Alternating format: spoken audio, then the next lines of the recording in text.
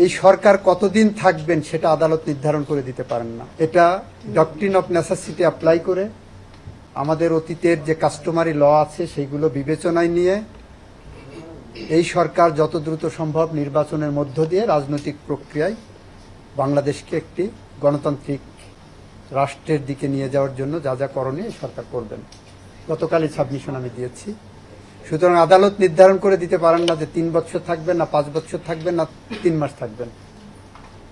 এবং গতকালকে আপনারা আমাদের প্রধান উপদেষ্টা মহোদয়ের বক্তৃতাও দেখেছেন যে এটা রাজনৈতিক দল ঠিক করবেন, জনগণ ঠিক করবেন। দ্বিতীয় সাবমিশনে আমি বলেছি মহান মুক্তিযুদ্ধের মধ্য দিয়ে অর্জিত এই বাংলাদেশ এবং এই বাংলাদেশের সংবিধান মানুষের অধিকার নিশ্চিত করার জন্য এটা হয়েছে, সেটা প্রথম মুক্তিযুদ্ধ এবং এই যে দ্বিতীয় মুক্তিযুদ্ধ জুলাই আগস্টে যেটা হয়েছে গণঅভ্যুত্থান, এই আন্দোলনগুলো এটাই স্বীকৃতি দেয় যে বাংলাদেশের মানুষের মত প্রকাশের স্বাধীনতা, সংগঠন করার স্বাধীনতা নিশ্চিত করতে হবে। বাংলাদেশ আওয়ামী লীগের গুটি কয়েক নেতা কর্মীরা এমনভাবে অপরাধে জড়িয়ে পড়েছিলেন, কর্তৃত্ববাদী সরকার এমনভাবে অপরাধে জড়িয়ে পড়েছিলেন, এ ব্যাপারে কারোর কোনো দ্বিমত আপাতত দেখি না। তবে তাদের অপরাধের বিচার ভিন্নভাবে হবে। তাদের অপরাধের বিচার যেভাবে রাষ্ট্রীয় আইন আছে সেভাবে করবেন। সেই অপরাধের বিচারের সাথে ওই সংগঠনের নিবন্ধন বাতিল করতে হবে, এটাই সরকার মনে করে না এবং সংবিধান সমর্থন করে না। মুক্তিযুদ্ধের চেতনা সমর্থন করে না, প্রথম মুক্তিযুদ্ধ দ্বিতীয় মুক্তিযুদ্ধ কোনো চেতনায় সমর্থন করে না। সুতরাং আমরা এই নিবন্ধন বাতিলের বিরুদ্ধে, কারণ এই সরকার সিভিল রাইটস প্রোটেক্ট করার জন্যই, গণতন্ত্র পুনরুদ্ধারের জন্য, মানুষের মত প্রকাশের স্বাধীনতার জন্যই গঠিত দায়িত্ব নিয়েছেন। সেই জায়গা দাঁড়িয়ে এই সরকার কখনোই কোনোভাবেই একটি রাজনৈতিক দলের নিবন্ধন বাতিল করার এই প্রক্রিয়া সমর্থন করতে পারে না। আমরা এটাও বলেছি যারা অপরাধ করেছেন তাদের অপরাধের বিচার নিশ্চিতভাবেই এই সরকার হবে, এটা কমিটমেন্ট সরকারের। ইস্পাহানি পার্বণ, চিনি গুঁড়া চাল, অনন্য ঘ্রাণে, উৎসবে, আয়োজনে। এরপরে আমরা বলেছি যে এই রিট পিটিশনটা যার বিরুদ্ধে করছেন, যার নিবন্ধন বাতিল করতে এসেছেন, তার নাম হলো বাংলাদেশ আওয়ামী লীগ। বাংলাদেশ আওয়ামী লীগকে এখানে বিবাদী করেননি।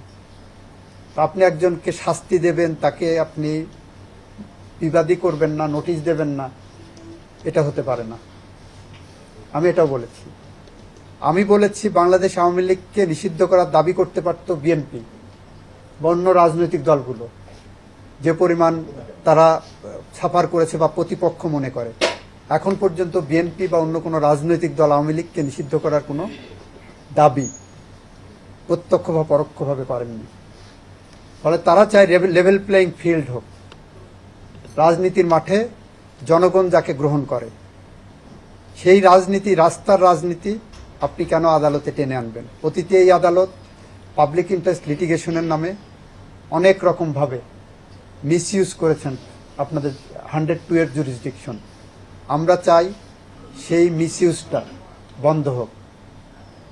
আমি বলেছি বিচারপতি তোমার বিচার করবে যে জন, সেই জনতা আজ জেগেছে, সেই জনতা। এই যে থিওরি, এই থিওরি অ্যাপ্লাইড হয়েছে গত গণঅভ্যুত্থানে। আমাদের দেশের সুপ্রিম কোর্টের প্রধান বিচারপতির, বাংলাদেশের প্রধান বিচারপতির বাসভবনে আক্রমণ হয়েছে। গণঅভ্যুত্থানের মধ্য দিয়ে সরকার, কর্তৃত্ববাদী সরকারের পরিবর্তন হয়েছে। আমি বলেছি এই সুপ্রিম কোর্টে কোনো আঘাত আসলে সেই আঘাত আমারও হৃদয়ে লাগে, আমারও হৃদয়ে রক্তক্ষরণ হয়, কারণ আমি এখানে পেশায় নিয়োজিত। কিন্তু এটা কেন হলো, কোন প্রেক্ষাপটে হলো, কাদের ভূমিকার কারণে হলো, এটা আপনাদের মাথায় রাখতে হবে। আমি ওই দিন একটা কন্টেম্পট ম্যাটারে বলেছিলাম আদালতের মান সম্মান অক্ষুণ্ণ রাখা, ক্ষুণ্ণ রাখার দায়িত্ব শুধুমাত্র আইনজীবী বা জনগণের না, সেই দায়িত্ব আদালতের উপরও বর্তায়। আদালত যদি এমন কোনো কাজ করে যে আদালত সম্পর্কে মানুষের মধ্যে নেতিবাচক কোনো ধারণা তৈরি হয়, তাহলে যে জজের কারণে এই ধরনের নেতিবাচক ধারণা তৈরি হবে বা আদালত সম্পর্কে স্ক্যান্ডালাইজেশন হবে, সেই জজ ও সাবজেক্ট টু কন্টেম্প।